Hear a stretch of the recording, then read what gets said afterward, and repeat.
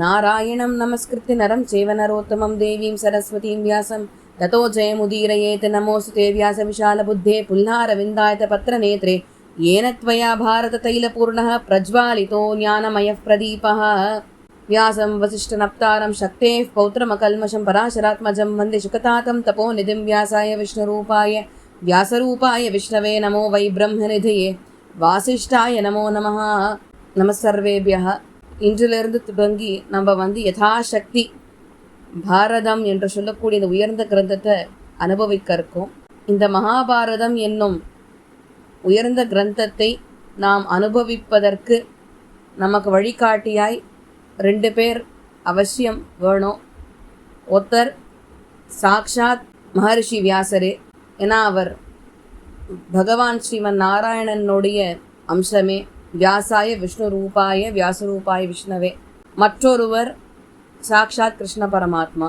இவா 2 பேருனுடைய கைடன்ஸ், வழிகாட்டுதல் நமக்கு ரொம்ப அவசியம். இந்த மொத்த பாரத யாத்திரையையும் நம்ம அனுபவிக்கிறதுக்கு இது யதாசக்தி தான் அனுபவிக்க போகிறோம். ஏன்னா இது பெரிய கடல். ஒரு கடலில் போய் ஒரு துளி ஜலத்தை பருகினாலே பெரிய விஷயம்.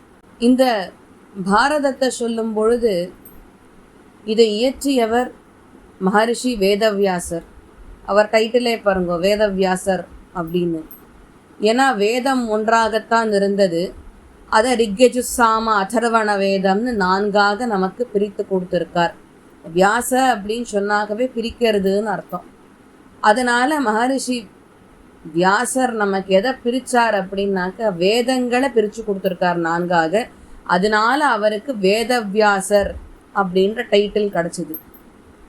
அவருக்கு மற்ற பெயர்கள்லாம் பார்த்தேன்னாக்க கிருஷ்ணத்வைபாயனர், பாதராயணர், இதெல்லாம் அவருடைய மற்றைய பெயர்கள். மகரிஷி வியாசரும் சரி, வால்மீகி மகரிஷியும் சரி, 2 பேருமே இந்த 2 இதிகாசங்கள் ஸ்ரீமத் வால்மீகி ராமாயணம், மகாபாரதம் 2த்தையுமே அந்தந்த நிகழ்வுகள் நடந்துட்டு இருக்கிற வேளையில தான் எழுத ஆரம்பித்தா. இப்போது ராமாயணத்தை வால்மீகி மகரிஷி அந்த ராமாயணம் என்று சொல்லக்கூடிய அந்த உயர்ந்த நிகழ்வானது நடந்துட்டுருக்கறச்சே தான் எழுத ஆரம்பித்தார். அதே மாதிரி மகரிஷி வேதவியாசரும் பாரதம் நடந்துட்டுருக்கறச்சே தான் இந்த மகாபாரதத்தை இயற்ற ஆரம்பித்தார். ஆனால் 2 பேருமே எப்போ முடிச்சான்னு கேட்டாக்க இந்த 2 நிகழ்வுகளும் நடந்து முடிக்கிறதுக்கு முன்னாடி எழுதி முடிச்சுட்டா. ஸ்ரீமத் வால்மீகி ராமாயணத்தை வால்மீகி மகரிஷி அதை நடந்து முடிக்கிறதுக்கு முன்னாடி எழுதி முடிச்சுட்டார். வியாசர் மகரிஷியும் பாரதம் முழுமையாக நடந்து முடிவதற்கு முன்பே எழுதி முடிச்சுட்டார். சரியா? 2 பேருமே உயர்ந்த இதிகாசங்கள். அதில் நம்ம இப்போ அனுபவிக்கிறது மகாபாரதத்தை தான். இந்த மகாபாரதம் என்று சொல்லக்கூடிய உயர்ந்த இதிகாசத்தில் ஆக்சுவலாக பார்த்தாக்க 60 லட்சம் ஸ்லோகங்கள். ஆனால் இன்றைக்கி நம்ம கையில் இருக்கிற ஸ்லோகத்தினோட எண்ணிக்கை 1 லட்சம் தான். 1 லட்சம் ஸ்லோகமே நமக்கு தெரிஞ்சுக்கிறதுக்கு புரிஞ்சுக்கிறதுக்கு கஷ்டமாக இருக்குது. ஒன்று டைம் இல்லை, 2வது லாங்குவேஜ் பேரியர், சம்ஸ்கிருதம் நம்மளுக்கு தெரிய மாட்டேன்றது, அப்படியே தெரிஞ்சாலும் புரியல லெவலில் நம்ம இல்லை. இதெல்லாம் காரணம். இந்த மகாபாரதத்துக்கு உண்டான ஒரு ஏற்றம் என்ன தெரியுமா? ஸ்ரீமத் வால்மீகி ராமாயணத்தை வாசிச்சாக்க பாரதம் நம்ம தெரிஞ்சுக்க முடியாது. ஆனால் மகாபாரதத்தை வாசித்தால் ஸ்ரீமத் வால்மீகி ராமாயணத்தை தெரிஞ்சுடலாம். அதுதான் மகாபாரதத்தினுடைய உங்கள் தனித்தன்மை, ஏற்றம் எல்லாமே. அப்போ இந்த மகாபாரதத்தை சொல்லும் பொழுது இதற்கு மொத்தம் 18 பருவங்கள் இருக்குது.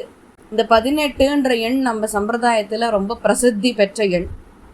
ஏன் அப்படின்னா நிறையா 18 சம்மந்தப்பட்ட விஷயங்கள் இருக்குது.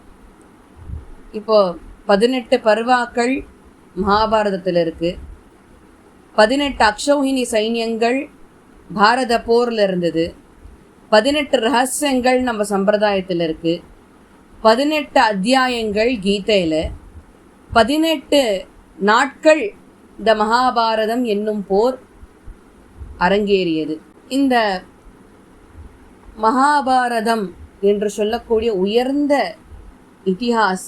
இத்திஹாசம்னாக்க இத்திஹ ஆசம், எப்படி நடந்ததோ அப்படியே சொல்லப்பட்ட விஷயங்கள் தான் இந்த 2 கிரந்தங்கள். அதனால இதுல இப்படி நடந்திருக்காம இருக்கலாமே, இல்லை நடந்திருக்குமா அப்படின்னு நம்ம சந்தேகிக்கிறதுக்கு ஒண்ணுமே கிடையாது. ஏன்னா இது எது எப்படி எப்படி நடந்ததோ அப்படியே நமக்கு கொடுக்கப்பட்ட 2 கிரந்தங்கள்.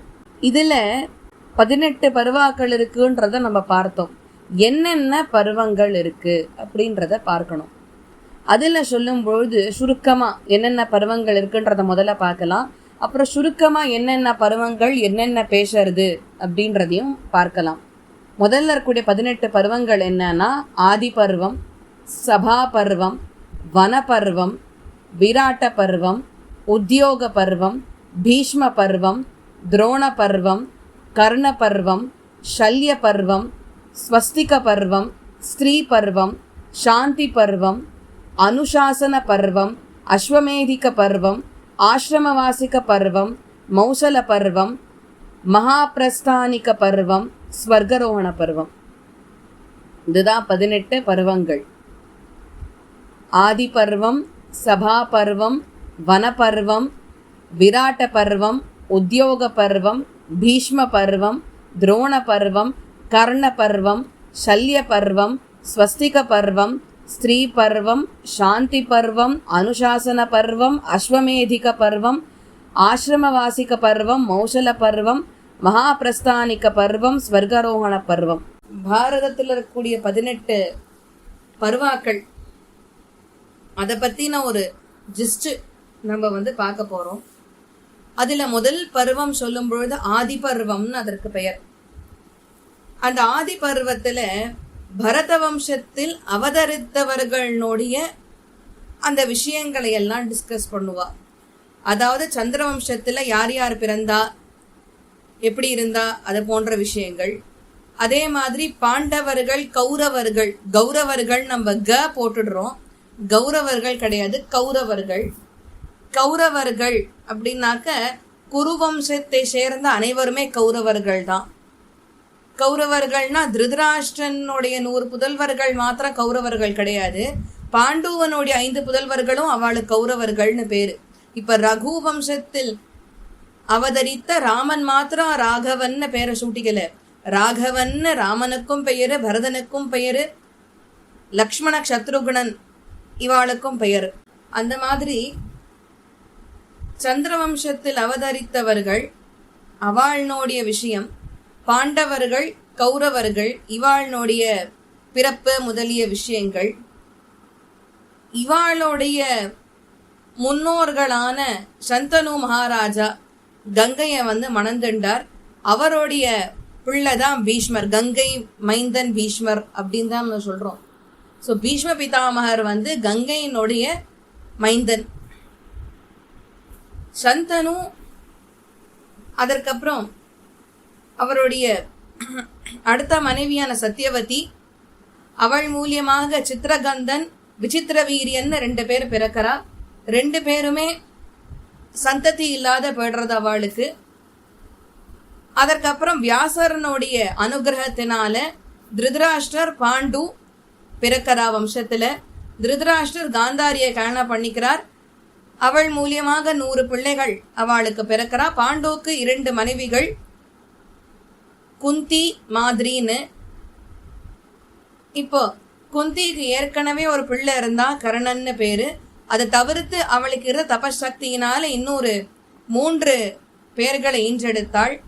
மாதிரியினுடைய கர்ப்பத்திலிருந்து வந்தவாதான் நகுலன், சகாதேவன் 2 பேர். இது ஆதி பருவத்துக்கு உண்டான விஷயம். ஸோ ஆதி பருவம் நமக்கு யார் யார் எந்தெந்த இடத்துல பிறந்திருக்கா, அதற்குண்டான விசாரங்கள் என்னன்றதெல்லாம் சொல்றது. சபா பருவம்னு வரும்பொழுது தியூத்த சம்பந்தப்பட்ட விஷயங்கள்லாம் இதுல சொல்லப்படும். அதாவது சபையில சூதாட்டமாடி துரியோதனன் மனசுல ஏற்கனவே அந்த வஞ்சனை அப்படின்றது இருந்து பழி வாங்கணும் அப்படின்ற எண்ணம். நீங்க பாரதம் முழுசும் பார்த்தேன்னாக்க பழிக்கு பழி பழிக்கு பழி பழிக்கு பழி இப்படிதான் ஓடும் மொத்த மகாபாரதமுமே. ஸோ துரியோதனன் மனசுல அந்த பழிவாங்கிற எண்ணம் ஏற்கனவே இருந்தது. அந்த பழிவாங்கிற எண்ணத்தோட தான் சூதாட்டம் ஆடுறதுக்கு யுதிஷ்டரை கூப்பிடுறார். சகுனி அவனுடைய அந்த மாயை எல்லாம் பண்ணி யுதிஷ்டரை சூதாட்டத்துல தோர்த்து போகும்படிக்கு செய்தான். கடைசியில திரௌபதி யுதிஷ்டர் பணையமா வச்சார். அதனால வந்ததுதான் பாரத யுத்தம் ஆச்சா. இது சொல்லக்கூடியது சபா பர்வம். அதற்கு பின்பு வனப்பர்வம். இது பாண்டவர்கள் வனவாசத்திற்கு சென்ற பொழுது அங்க எங்க என்ன நடந்தது அப்படின்னு. இந்த பாண்டவர்கள் 2வது தடவை சூதாட்டம் ஆடும் பொழுது அதுலயும் தோர்த்து பின்பு வனவாசத்திற்கு சென்றார்கள். கண்ணன் அங்க வனவாசத்துல இருக்கிறச்சே அவளோட கூட இருந்து அவ அவசியம் இந்த யுத்தம் முதலிய விஷயங்கள் பண்ணணும்ன்றதெல்லாம் சொல்லி திரௌபதி பீமன்லாம் சப்போர்ட் பண்ணினான். ஸோ இந்த விஷயங்கள்லாம் வனப்பருவம். விராட்ட பருவத்துல இந்த பாண்டவர்கள் அவளுடைய வனவாசத்துல கடைசி ஒரு வருஷம் அஜ்ஞாதவாசம் இருக்கணும்.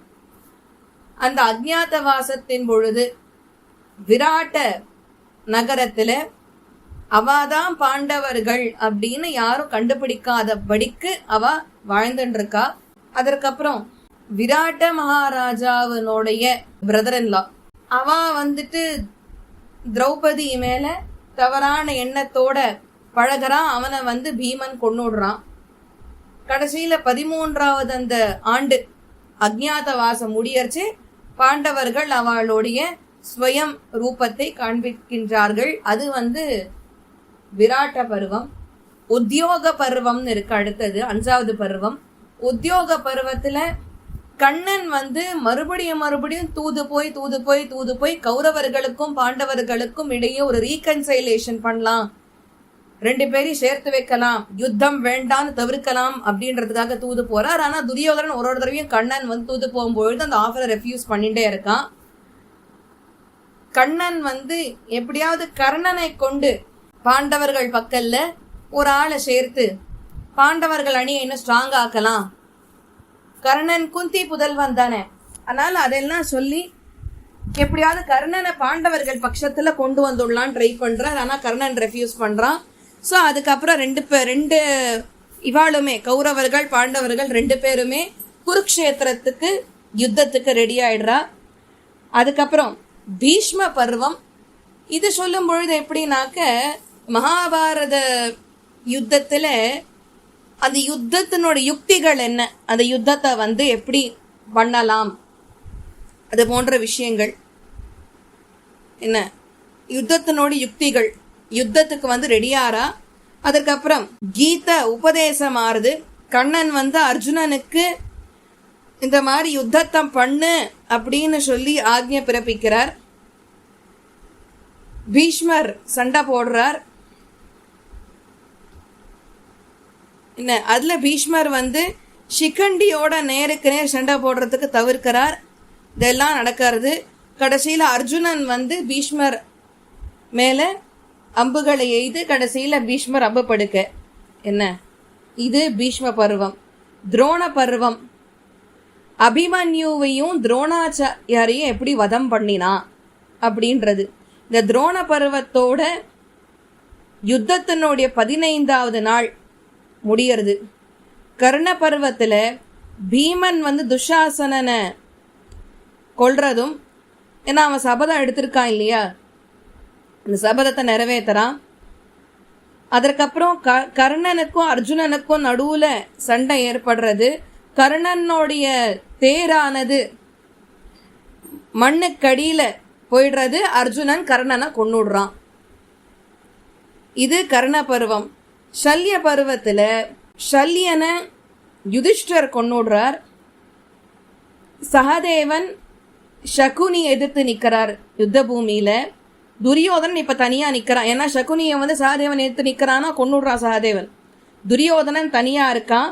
அதுக்கப்புறம் துரியோதனன் எப்படி யுத்தத்துல அவனை எப்படி கொல்றா, அது போன்ற விஷயங்கள். ஸ்வஸ்திக பருவத்துல தான் இந்த மெயின் ஸ்டோரி. அதாவது என்னன்னா, பஞ்ச பாண்டவர்களுடைய பிள்ளைகள் 5 பேர் இருக்கா. அவளுக்கு உப பாண்டவர்கள்னு பேரு.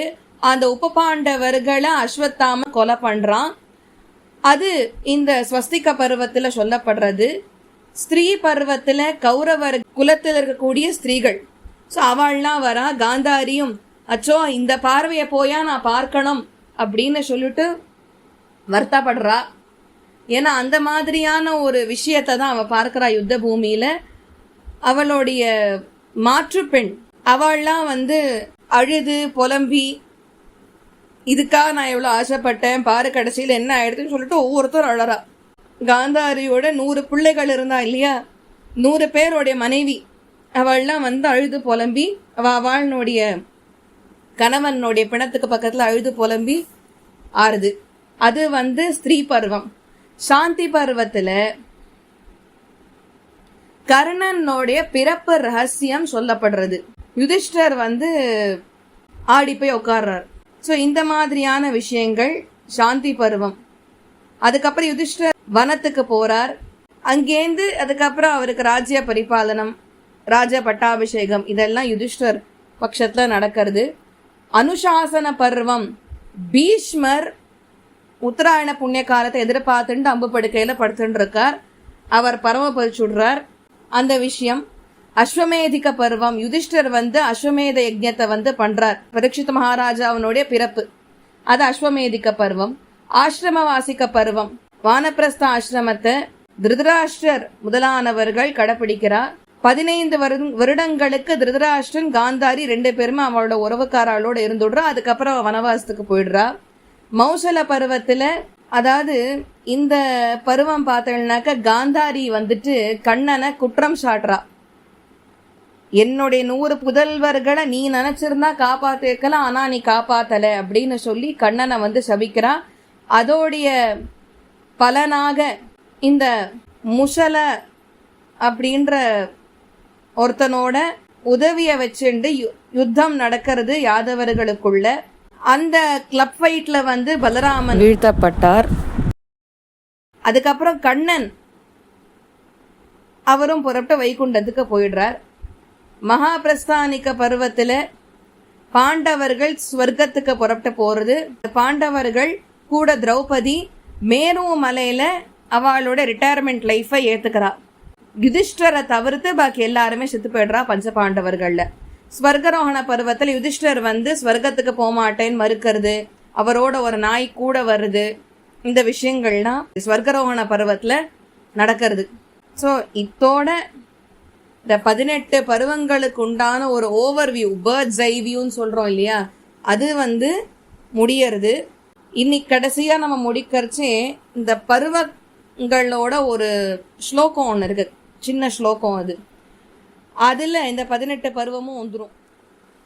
ஆதி சபா வனாக்கியானம் விராட்டோத்யோக பீஷ்மகம் சத்ரோண கர்ண சல்யஞ்ச சௌப்திக ஸ்ரீச சாந்திகம் அனுசாசனமபி அஸ்வமேதிக ஆசிரமவாசிகம் மௌசலயஞ்ச மகாபிரஸ்தானிக ஸ்வர்காதிரோஹணம் இதி நாமபதம் ஞேயம் அத அஷ்டாதச பர்வணாம் மகாபாரத வித்யோதி சந்தசா கீர்த்திதம் மயா அப்படின்னு ஸ்லோகம். இதுல 18 பருவங்களும் அடக்கம். ஆதி பர்வம், சபா பர்வம், வன பர்வம், விராட்ட பர்வம், உத்யோக பர்வம், பீஷ்ம பர்வம், துரோண பர்வம், கர்ண பர்வம், ஷல்ய பர்வம், சௌப்திக பர்வம், ஸ்திரீ பர்வம், சாந்தி பர்வம், அனுசாசன பர்வம், அஸ்வமேதிக பர்வம், ஆசிரமவாசிக பர்வம், மௌசல பர்வம், மகாபிரஸ்தானிக பர்வம், ஸ்வர்கரோகண பர்வம். இந்த 18 பருவங்களும் இதில் சேர்த்தி. ஏதேனும் பிழைகள் இருந்தால் விரிவாக க்ஷமிக்கணும் பிரார்த்திச்சுக்கிறேன். கவிதாரிக் சிம்மாய் கல்யாண குணசாலினி ஸ்ரீமதே வெங்கடேஷாய் வேதாந்த குருவே நமஹா.